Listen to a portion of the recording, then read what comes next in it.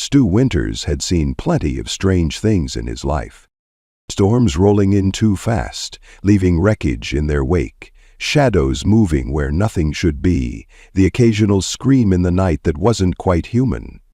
But nothing had ever prepared him for the sight of a tall, blue-skinned woman crouched in his vegetable garden, clutching stolen food to her chest like her life depended on it.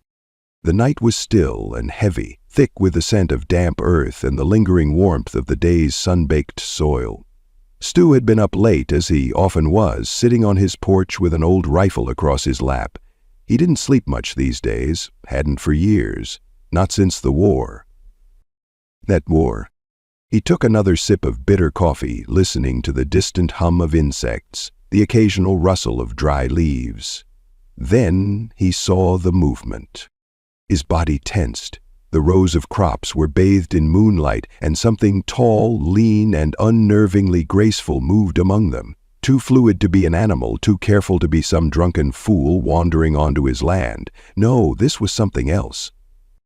Stu didn't startle easily, but something in his gut told him this wasn't right. Quiet as a shadow, he rose to his feet, gripping his rifle, not aiming it, not yet, and stepped off the porch, his boots pressing into the dirt with practiced silence. The figure froze. For a long, charged moment, neither of them moved. Then she turned. The air left his lungs. Her long black hair fell down her back like silk from the night sky.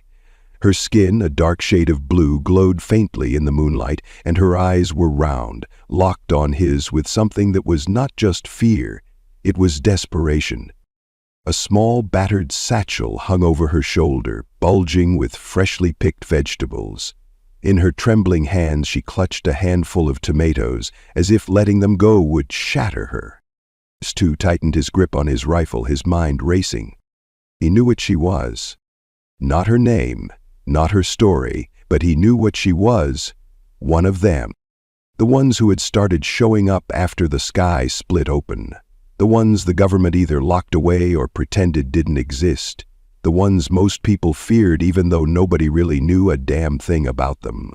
And yet, she didn't look dangerous. She looked starved. She took a step back, her bare feet pressing into the dirt, her body coiled like a trapped animal. But she didn't run. Stu exhaled sharply. You planning on explaining yourself, or should I just start shooting? Her breath hitched. Then, in a voice that was rough, accented, but unmistakably human-like, she whispered, Please, my children are hungry. Silence. Stu blinked. Children? He studied her again, really looked at her, the hollowness of her cheeks, the way her arms looked too thin for her frame.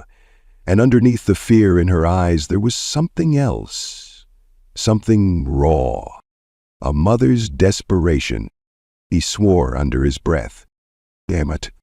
Stu didn't trust easy. Years of war had burned that out of him. But there were some things a man couldn't ignore. Starving kids were one of them. He lowered the rifle, not entirely, but enough to show he wasn't about to shoot her. You got kids? His voice came out gruff, laced with suspicion. She nodded once. How many? 2. His jaw tightened. He should have told her to get lost, should have told her he wasn't running a charity. But then, from somewhere in the darkness behind her, a tiny voice broke the silence. Mame? Stu's stomach twisted. The woman's entire body tensed. Her eyes darted to the side toward the shadows beneath the nearby trees, and Stu followed her gaze. And then he saw them. 2 small, fragile figures barely visible in the moonlight. Children. They couldn't have been older than 5 or 6, their tiny bodies pressed together as they peered at him with wide, frightened eyes, the same luminous shade as their mother's. Their blue skin was streaked with dirt, their black hair matted, their small hands clutching each other as if letting go would mean disappearing into the night. Stu felt something sharp lodge itself in his chest. They looked half-starved. The taller of the 2, a little girl, clung to her brother, her thin arms wrapped protectively around him. The boy, small, fragile, with cheeks far too hollow for a child his age, stared up at Stu, his lip trembling. Then in a small, broken voice he whispered, "Are you gonna hurt my mama?" Stu felt that question like a punch to the gut.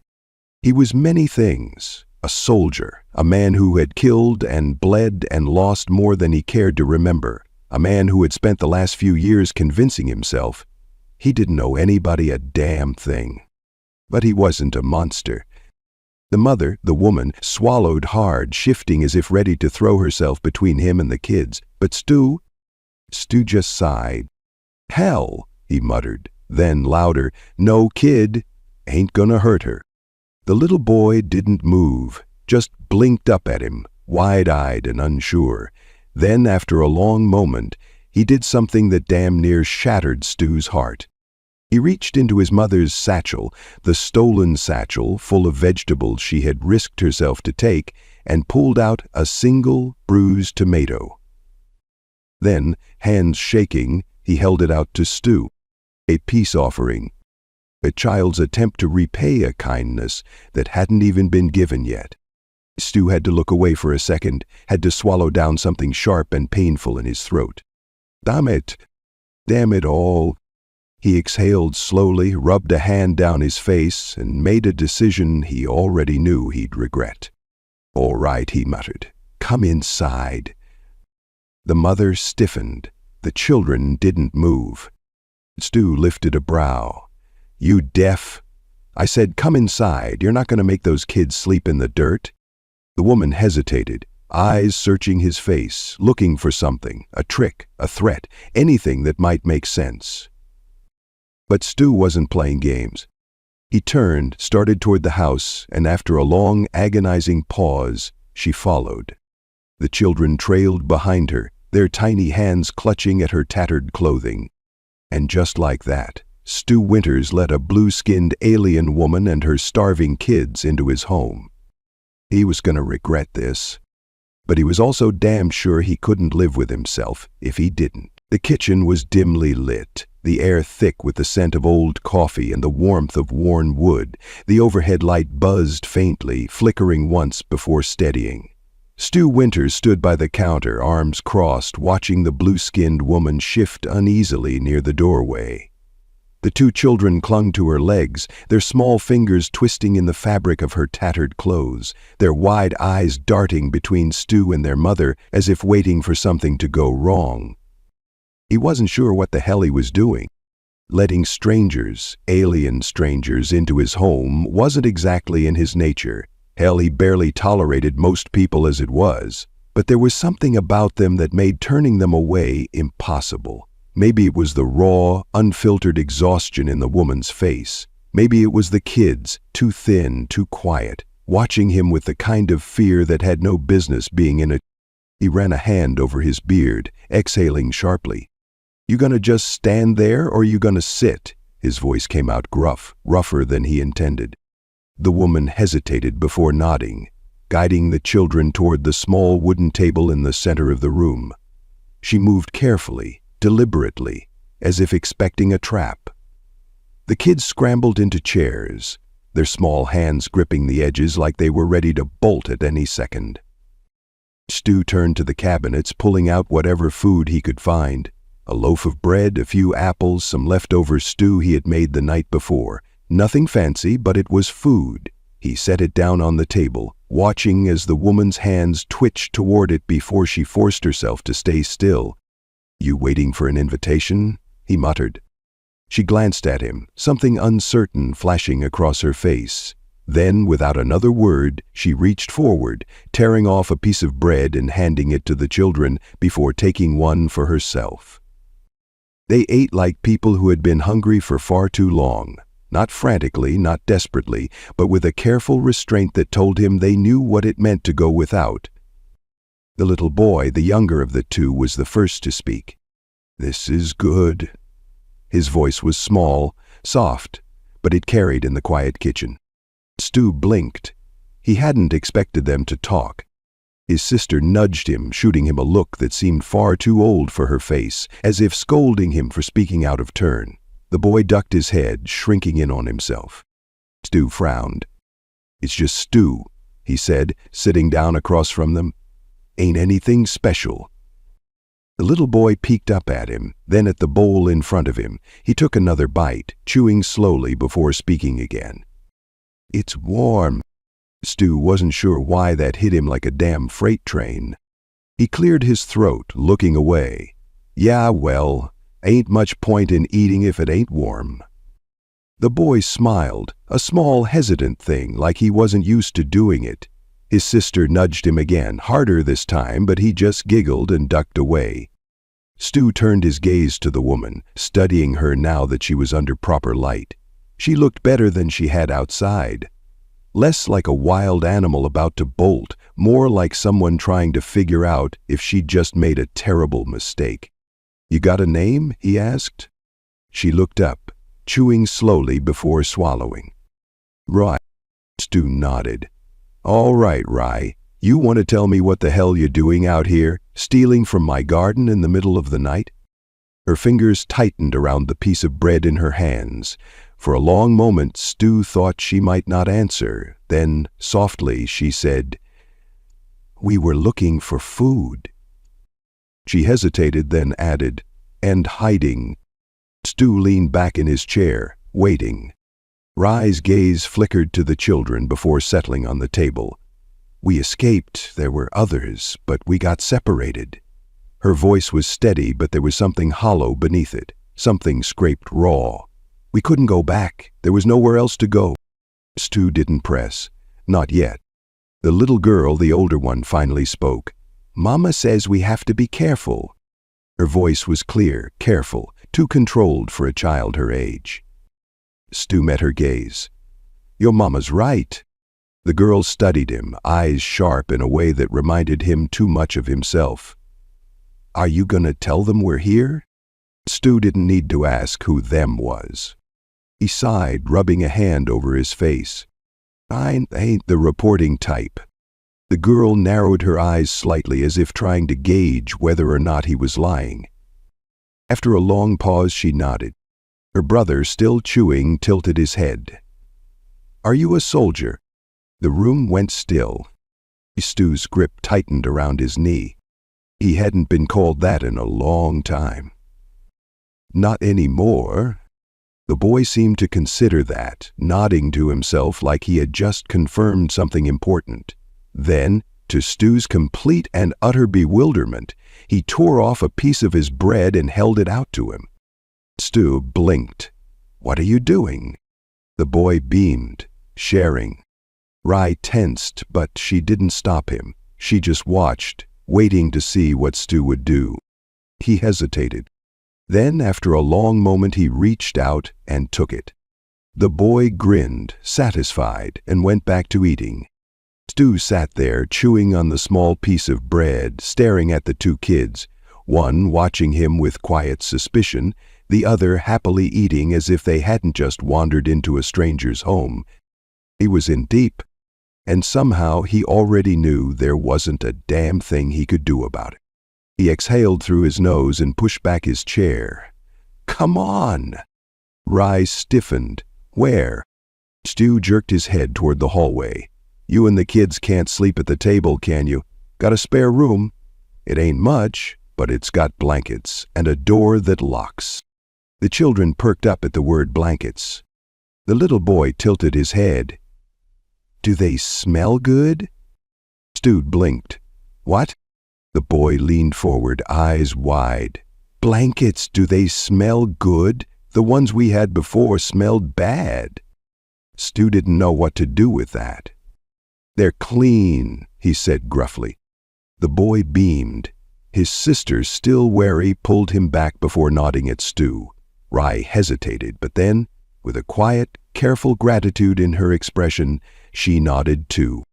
Stu led them down the hallway, stopping by the spare room. It was small, simple, a bed, an old dresser, a lamp that flickered when the wind hit the power lines wrong. Nothing special.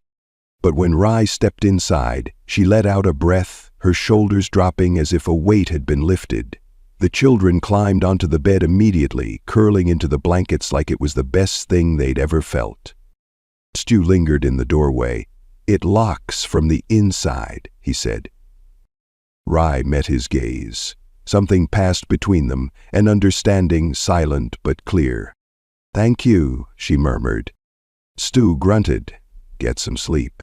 Then he turned, leaving them alone. As he walked back to the kitchen, he shook his head at himself. The farmhouse was quiet in the early morning, the kind of quiet that came before the world had fully woken up. Outside, the wind whispered through the fields, rustling the stalks of crops still wet with dawn's lingering mist.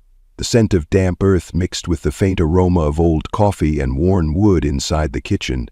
Stu Winters stood by the stove, watching as the dark liquid dripped into his mug, filling the space with its familiar, bitter scent. It should have been a morning like any other, but it wasn't. There were strangers in his house. Stu wasn't a man used to company. He had spent years with only the hum of the radio and the occasional storm to break the silence of his home. He liked it that way. It meant no trouble, no unexpected messes, no attachments. But now, there were 3 extra bodies under his roof, 3 people who had been starving enough to steal from his fields, who had nowhere else to go. And for some reason, he had let them stay.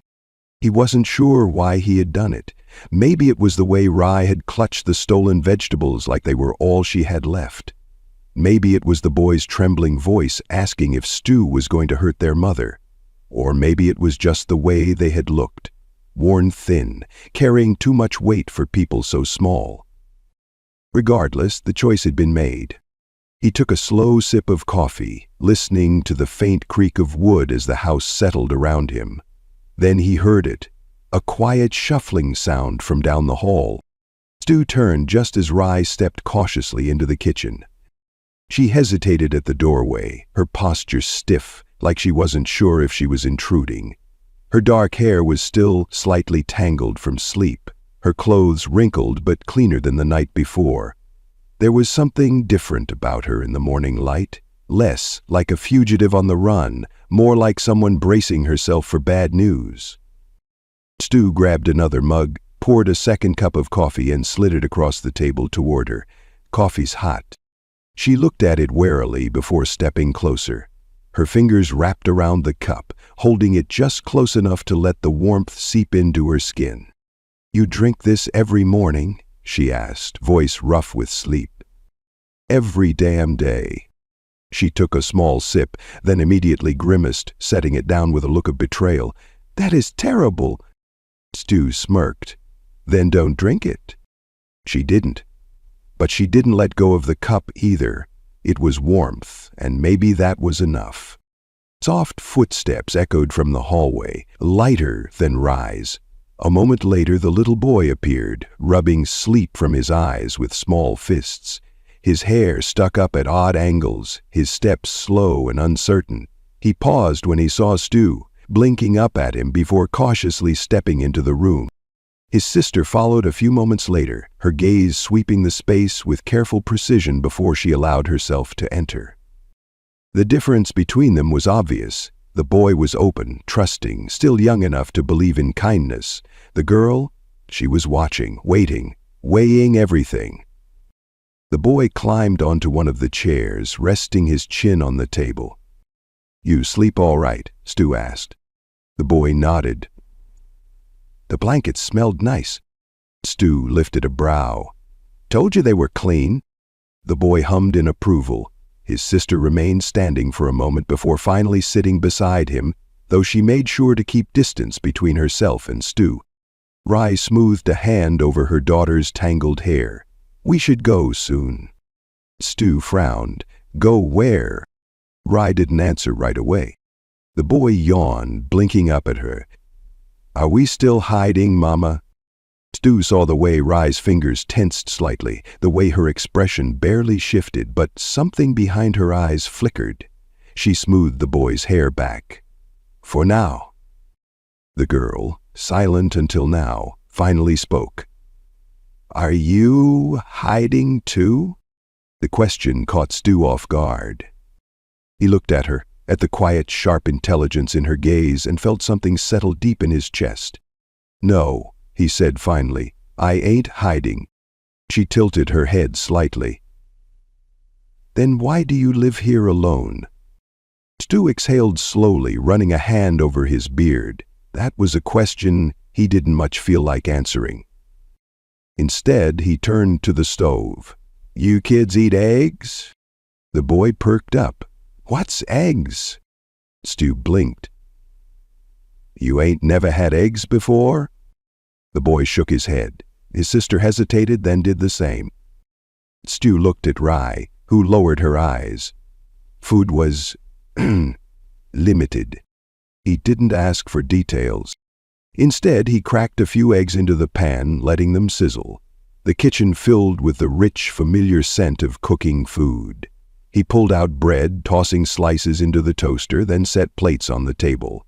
When the eggs were done, he piled them onto the plates, sliding one in front of each kid before handing a third to Rye. The boy stared at his plate in wonder. Eat, Stu said. The boy picked up his fork, then hesitated. Are you sure? Stu frowned. Why wouldn't I be? The boy blinked, looking between Stu and Rye as if waiting for permission. When she gave a small nod, he popped a piece of egg into his mouth. His eyes widened. This is so good. Stu smirked. Told you. The boy immediately started eating faster, shoveling eggs into his mouth with a kind of delighted intensity that made Stu shake his head. His sister followed suit, more composed but no less eager. Rye, however, only picked at her plate. Stu leaned back. You really think you can run forever? Ray set her fork down. We don't have a choice. Stu took a sip of coffee. Everybody's got a choice. Ray shook her head. Not us. The boy, still chewing, looked up. Are we safe here? Rye's eyes met Stu's, waiting for his answer. He hesitated, then, finally, he said, For now. The boy nodded, satisfied, and went back to eating. His sister remained quiet, still watching. When breakfast was done, Stu stood, gathering the plates. The kids stretched, their bellies full for what was probably the first time in too long. Rye hesitated, glancing toward the door. Thank you. Stu exhaled slowly. Ain't nothing. She nodded. We won't stay long. He didn't respond right away. Instead, he looked at the kids, two small, fragile things that had no business running for their lives. And then, before he could stop himself, he said, You can stay a little longer. Rye's breath hitched. The children looked up. Stu turned away before anyone could say anything else, setting the dishes in the sink with a quiet clink. He wasn't sure why he said it, but he was sure that he meant it. The midday sun cast long shadows across the fields, drenching the land in a golden haze. The heat had settled in, thick and heavy, the kind that made the air shimmer just above the dirt. It wasn't the worst heat Stu had worked in, but it was enough to make sweat cling to the back of his neck as he dug his boots into the soil and got to work. The farm was quiet except for the rhythmic rustling of crops swaying in the warm breeze. It was a familiar kind of silence, one he had lived in for years. But today it wasn't the same. Today he wasn't alone. He could feel them, even without looking, the small movements from the house, the occasional murmur of voices filtering through the open window. They had settled in, even if they hadn't meant to. Stu straightened, wiping his brow with the back of his hand. It was strange, knowing there were others nearby. He'd lived too long without company, without the weight of someone else's presence pressing into his space. And yet, when he turned back toward the porch, he found himself looking for them. The front door was cracked open just enough to let the air flow through, and standing just beyond the threshold was Rye. She was watching him. She stood with a hesitation that told him she wasn't sure if she belonged there, her hands lightly gripping the fabric of her sleeves. The midday light softened the hard angles of her face, making her look less like a fugitive and more like someone caught between decisions. Then, slowly, she stepped forward. Stu said nothing as she made her way toward him, her steps careful against the dirt.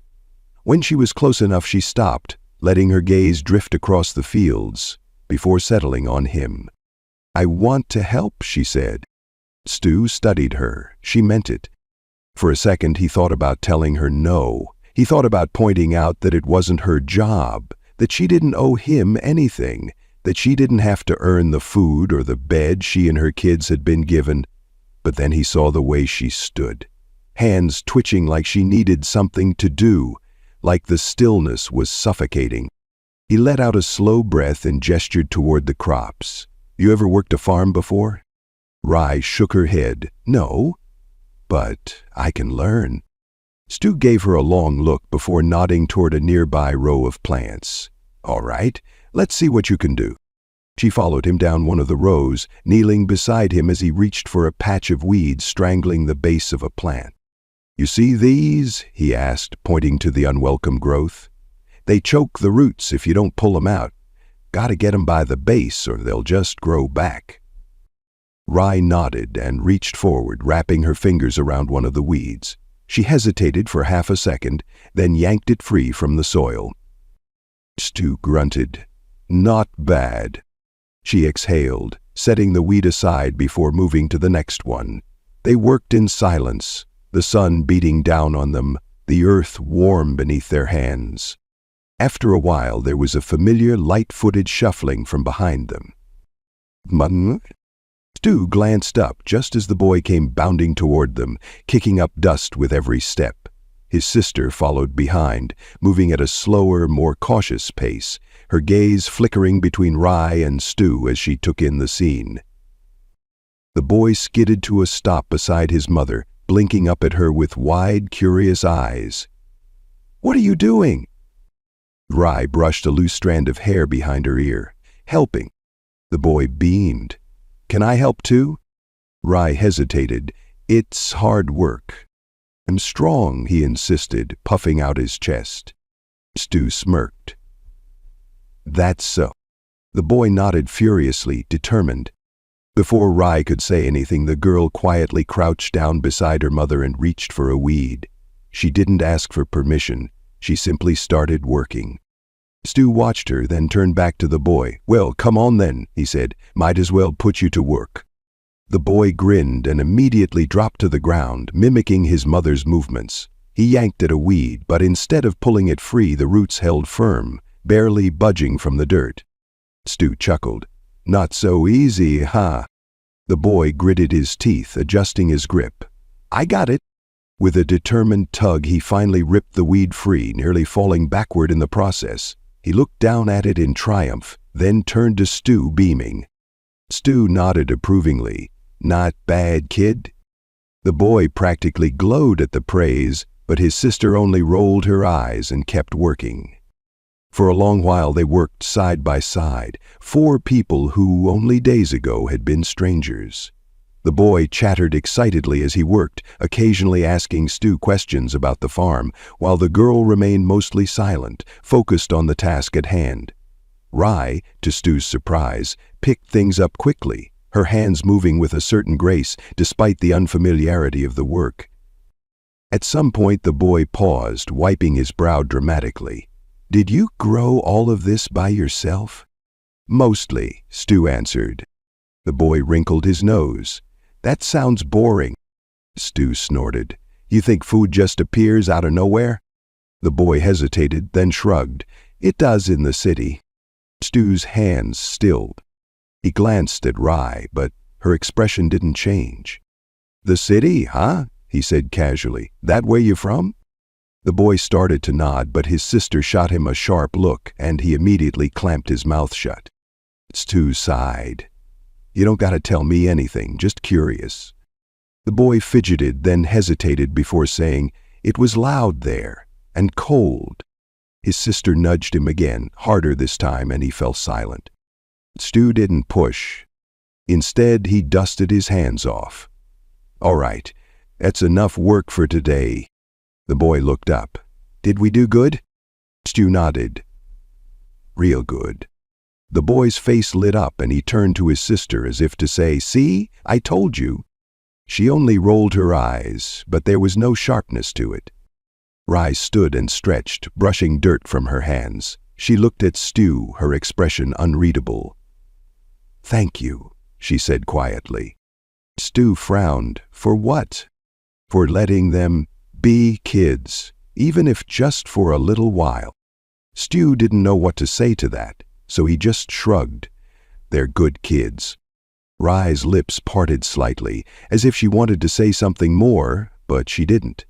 Instead, she turned toward the house, watching as the children ran ahead, their laughter ringing through the warm air.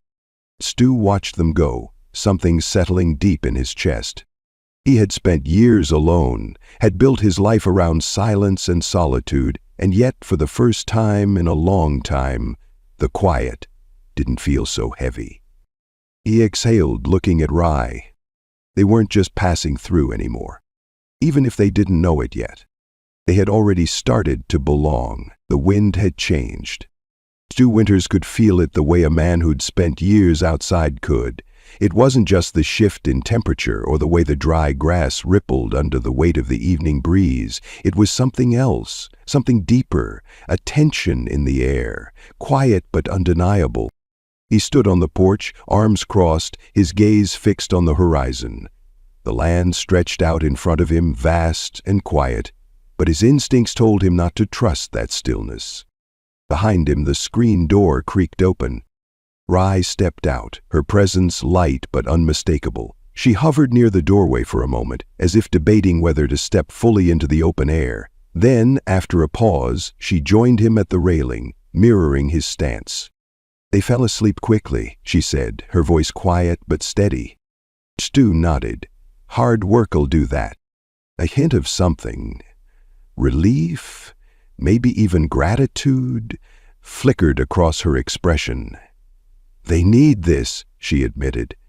The routine, something steady. Stu studied her out of the corner of his eye. They never had that before? She hesitated. Not like this. Her fingers tightened slightly where they rested on the railing. They grew up knowing how to run, how to hide, not how to just live. Stu exhaled through his nose, looking back toward the fields. He'd suspected as much. Kids who had grown up safe didn't hold their breath every time a door creaked. They didn't flinch at loud noises or instinctively keep their backs to walls. They shouldn't have had to learn that, he muttered. No, Rye agreed, voice softer now. But they did. Silence stretched between them. The stars had started to emerge, blinking to life against the endless dark. Then finally Stu said, You keep saying you were hiding. He turned his head slightly toward her. Hiding from what? Rye inhaled, steady but slow. For a moment he thought she might not answer. Then, people who don't believe we should exist. There was no emotion in her voice, but that only made the words heavier. Stu frowned. You mean the government? She shook her head, but her expression didn't change. Not just them. Stu tightened his grip on the railing. That wasn't the answer he wanted to hear. He'd spent enough years in the military to know what happened when people became inconvenient. He'd seen what those in power did to threats, real or imagined. You planning on telling me who exactly is after you? Rye was quiet for a long time. Then finally she said, I was taken once. Stu felt something cold settle in his chest. He didn't speak. He let her keep going. There were others like me, she continued, voice steady but distant. Some were caught first. Some were born in captivity. We weren't soldiers. We weren't criminals. But they kept us anyway. She exhaled, shaking her head. I escaped, but the people who did that to us, they don't stop looking. And if they find me, they'll find my children. Stu's jaw tightened. This wasn't just about evading the law. This was something deeper, something that had operated in the shadows for years, unchecked. He clenched his teeth. These people, he said, his voice dangerously calm. They ever come this far out? Not often, Ray admitted, but I don't take chances. Stu exhaled slowly, his fingers curled against the railing, his mind already shifting gears. He thought about the way she had reacted to the sound of the wind against the house last night, the way the girl's eyes flickered toward the door every time it creaked. They weren't just running, they were waiting for the chase to catch up. "So you're telling me," he said after a pause, "that sooner or later someone's gonna come looking?" Rye's silence was answer enough. Stu stared out at the fields, the weight of her words pressing into him. His land had always been a place of solitude, a barrier between himself and the rest of the world. But that wasn't what it was anymore. It was a hiding place.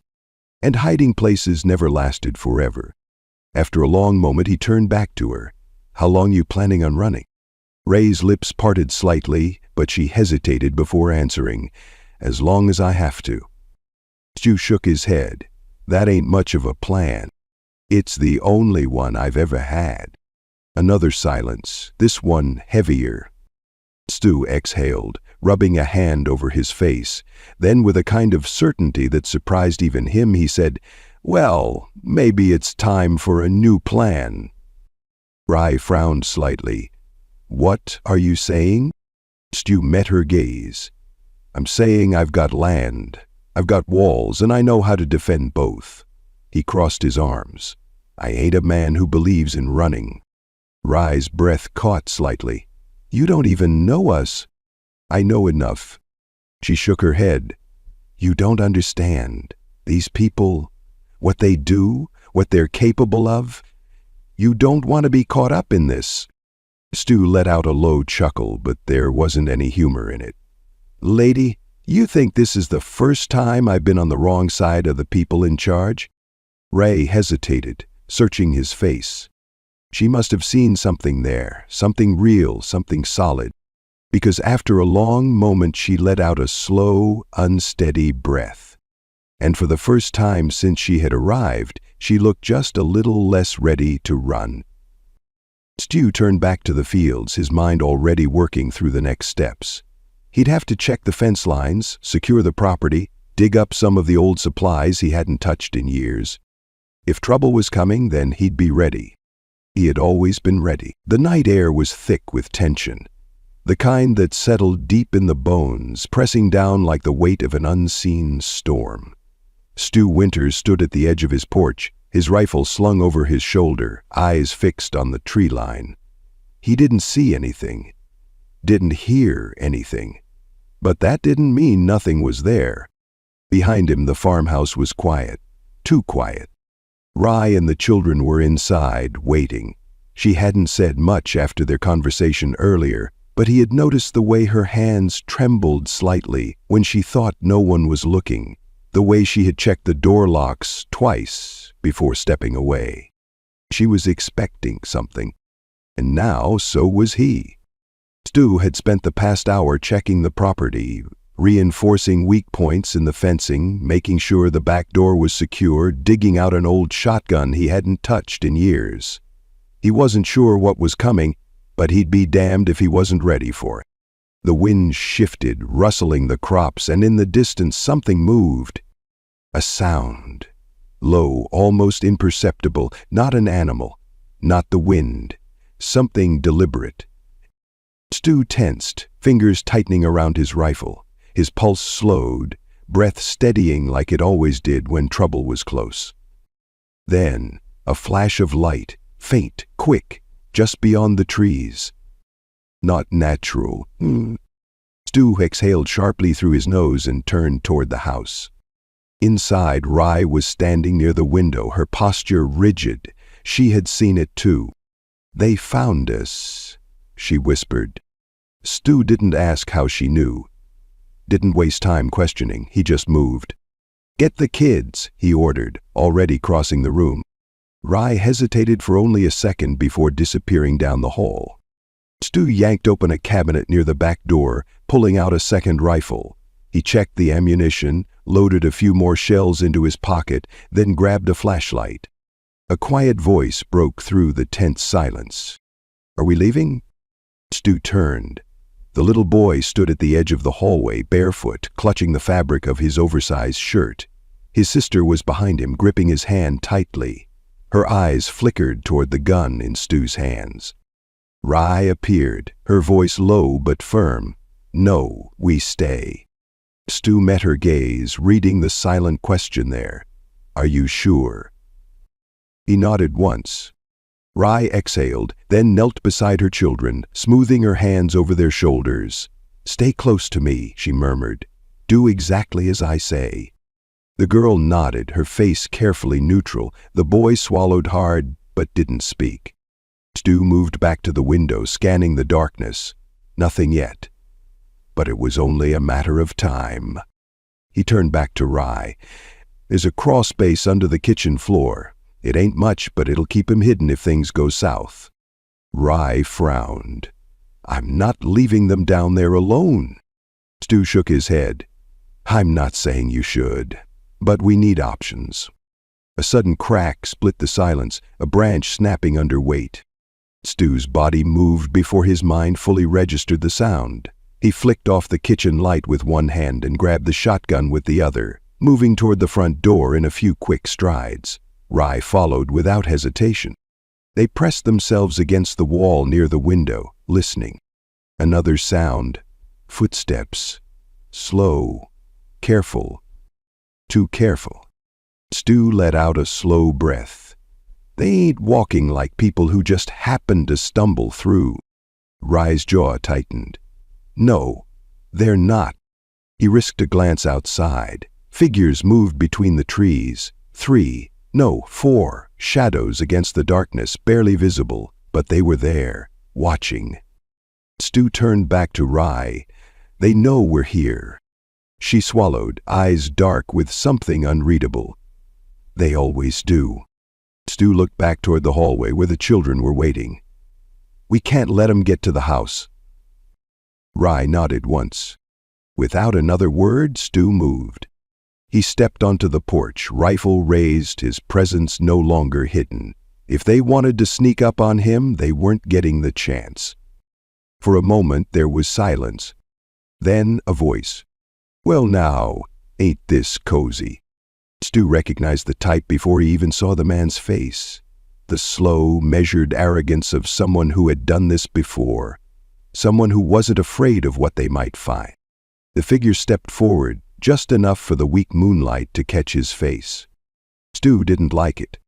The man was lean, dressed in dark, practical clothing, the kind that didn't catch on branches or stand out in shadows. His expression was calm, his movements precise. Not a drifter. A hunter. Stu kept his rifle raised. "You're trespassing." The man smiled, slow and deliberate. "Didn't mean to spook you, friend.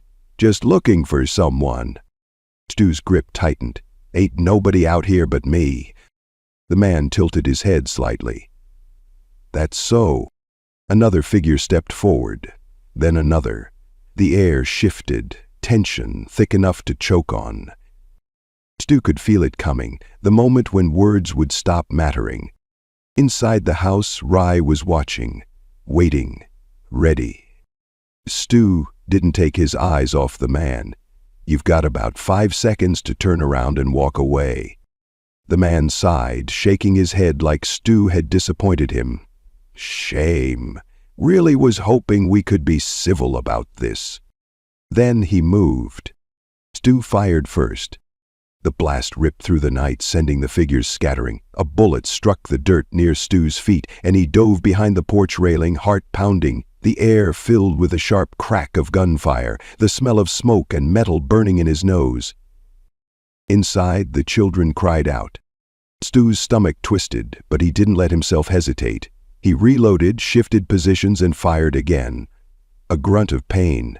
One of them hit. But not down. A shadow moved near the side of the house. Stu cursed under his breath. They were trying to flank. He turned just as Rye stepped into the doorway, a knife in her hand. Her expression was calm. Too calm for someone who hadn't done this before. Stu narrowed his eyes. She had. He didn't have time to question it. "Back door," he muttered. Ray nodded and disappeared inside. Stu took another shot, forcing the attackers back, buying her time. Seconds stretched, heavy and slow. Then a scream, sharp, sudden. Not from inside. From outside, Stu turned, just in time to see Rye standing over one of the men, blood dripping from the blade in her hand. She didn't hesitate, didn't falter, just turned to the next one. The remaining figures hesitated now, their confidence shaken. Good. Stu didn't give them the chance to recover. Another shot, another body down, the others ran. And just like that, it was over. The air was still thick with the scent of gunpowder. The crops whispered in the wind, swaying under the weight of what had just happened. Stu turned to Rye. Her chest rose and fell in steady breaths. Blood smeared her hands. Her eyes met his. No words were spoken. None were needed. Inside the house, the children were safe.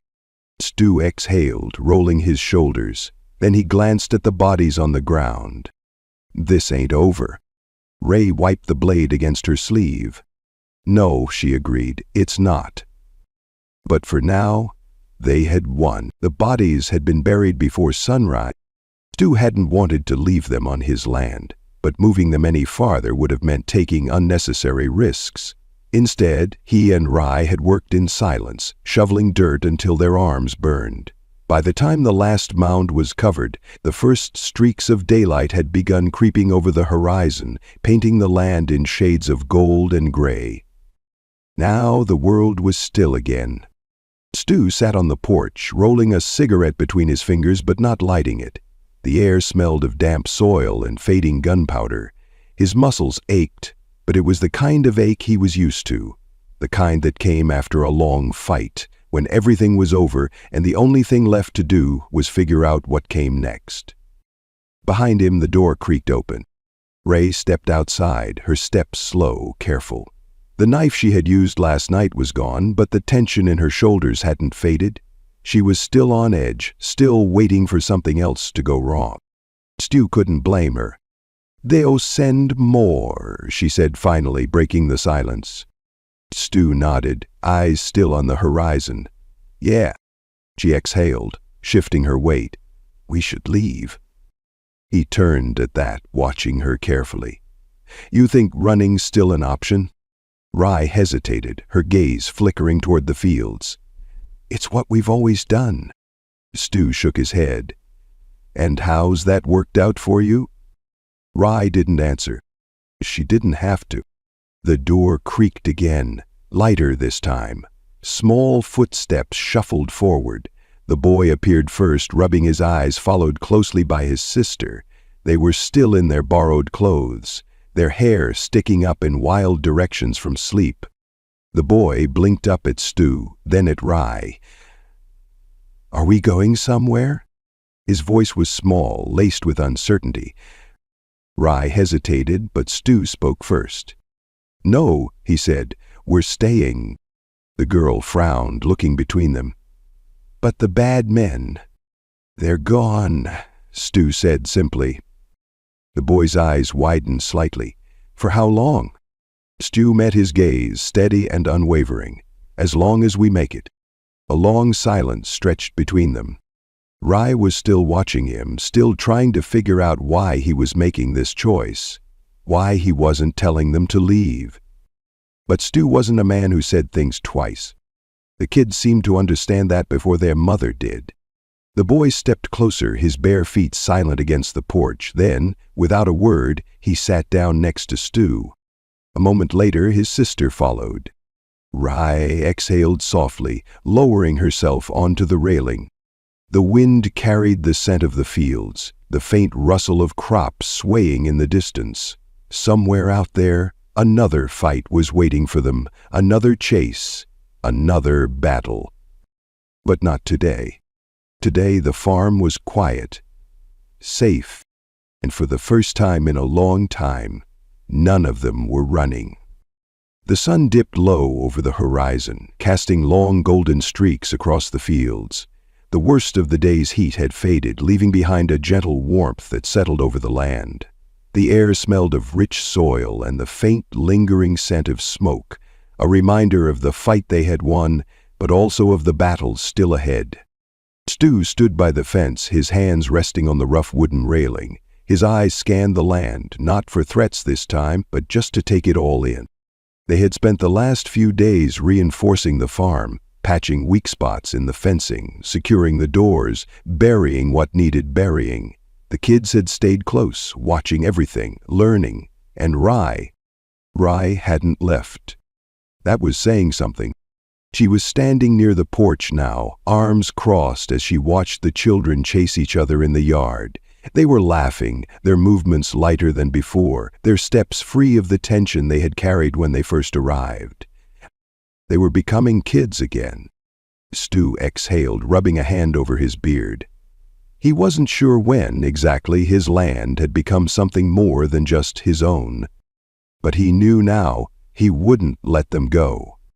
He turned as Rye stepped closer, stopping beside him at the fence.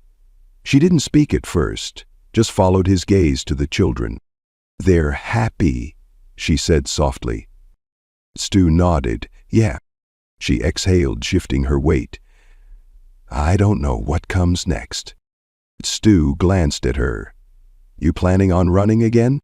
Rye hesitated. The old instinct was still there, the need to flee before something could be taken from her. But for once, she didn't reach for it. Instead, she turned to him. "No," she admitted. "Not this time." Stu studied her, his gaze steady, unreadable. Then, after a long moment, he nodded. "Good." Silence stretched between them, but it wasn't uncomfortable. It was something else. A quiet understanding.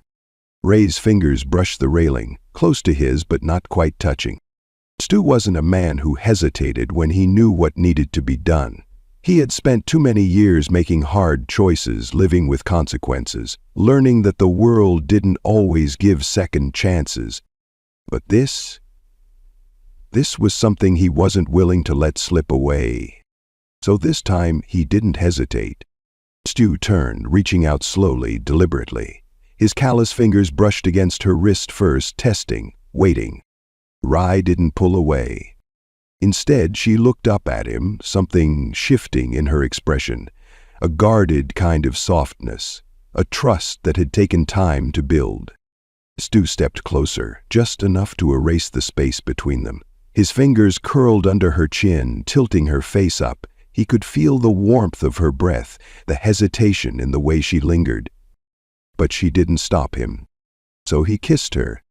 It was not a desperate kiss, not rushed or frantic. It was slow, deep, something that spoke of promises rather than urgency. Rye exhaled softly against his lips, her fingers gripping the fabric of his shirt, holding on as if anchoring herself in something real. And Stu let her. When they finally pulled apart, neither of them spoke. They didn't need to. The decision had already been made. A small giggle broke the moment, the children peeking around the corner of the porch, whispering and snickering like they had just caught something forbidden.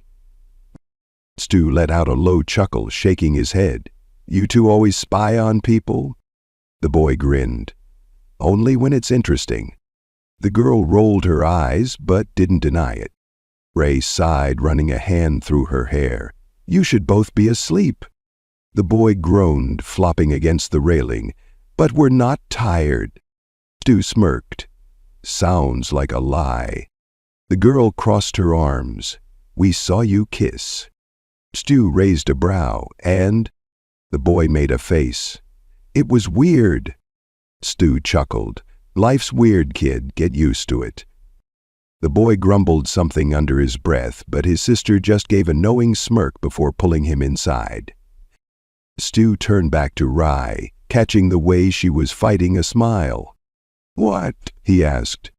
She shook her head, glancing back toward the house. "They feel safe here." Stu nodded, looking back out at the land. "They are." A pause. "Then, so are you." Rye inhaled, her fingers brushing against his again. This time, she didn't pull away. The wind carried the scent of earth and home as the stars began to scatter across the sky. They weren't running anymore. They were exactly where they were supposed to be.